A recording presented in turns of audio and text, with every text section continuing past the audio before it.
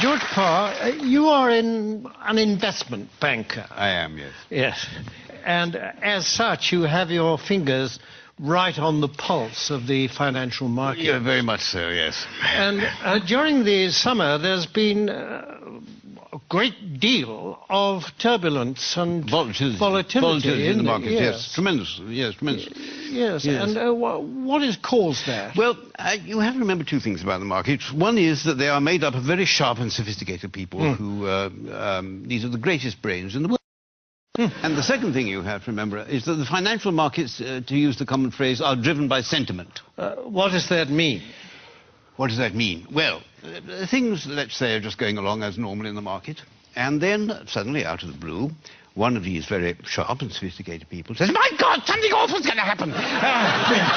We've lost everything! Oh, my God, what are we going to do? What are we going to do?" Shall I jump out of the window? Shall I jump out of the window? Exactly. Let's all jump out of the window. Sell! We've lost a sell! Yes. Precisely. Yes. Precisely. And then a few days later, this same sophisticated person says, "You know, I think things are going rather well." And everybody says, "Yes, I agree with you. I think we're rich. We're rich. Yes. We're rich. Yes. Bye. Yes. Yes. And that's what we call market sentiment. Yes. Surely we are exaggerating just a bit, aren't well, we? I don't know. I mean, in August, in the middle of August this year, when the market absolutely plunged in London, a well-known city firm, State Street Global Markets, issued a statement in which it said, and I quote, "Market participants don't know whether to buy on the rumour and sell on the news, do the opposite, do both, or do neither, depending on which way the wind is blowing," unquote.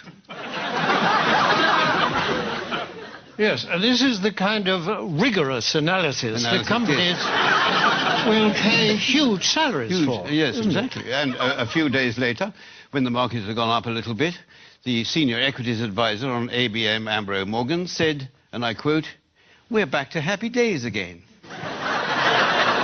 Well, no price is too high for that kind of mature wisdom, certainly is it? Not. This sort of people are paid millions of pounds in bonuses. Yes, of course.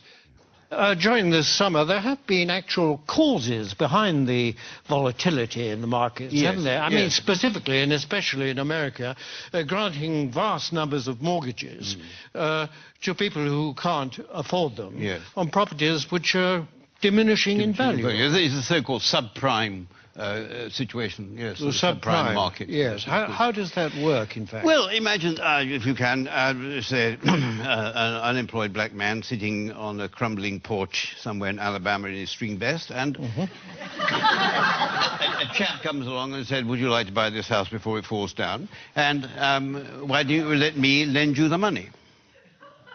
And is this chap who says this, is he a banker? Oh, no. He's a mortgage salesman. His income depends entirely on the number of mortgages that he can arrange. So his judgment to arrange mortgages is completely objective? Completely objective, yes, absolutely. It would. Yes. And what happens next? Well, then this debt, this mortgage, is taken, bought by a bank and packaged together on Wall Street with a lot of other similar debts. Without going into much detail about what is actually... Without going into any detail, no, it's far too boring. And so this is put into a package of debt, and then it's moved on to Wall Street, and this is extraordinary what happens then, that somehow this package of dodgy debts stops being a package of dodgy debts and starts being what we call a structured investment vehicle. And SIV? An SIV, exactly, yes. Yes, I see. And then someone like you comes along and buys it. I buy it, yes, and then I will ring up, I don't know, somebody in Tokyo and say, "Look, I've got this package, do you want to buy it?" And they say, "What's in it?" And I say, "I haven't got the faintest idea." And they say, "How much do you want for it?" And I say, $100 million. And then they say, "Fine, that's it." And that's the market. And presumably this package, I mean, that kind of thing can happen several times to the same yes, it could package. Possibly, yes. And every time it does, of course, then you, or someone like you, will get a fee and a markup. And a profit, yes. And so well, you can't expect us to do it for nothing. It's hard work. In view of the fact that in these packages is a lot of dodgy debt, what is it about it that attracts the financial, risk takers? Yeah, well, because these hedge funds, as they're called, which specialize in these debts, they all have very good names.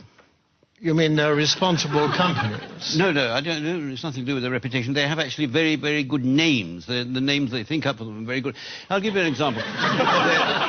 There's a very well-known American Wall Street firm called Bear Stearns, who have two of these hedge funds which specialize in these mortgage debts.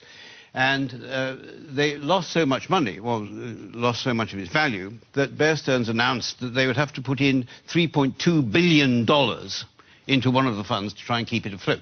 $3.2 billion? 3.2 billion, yes. And even then they said the investors couldn't get any money out of it and they were going to let the other fund go.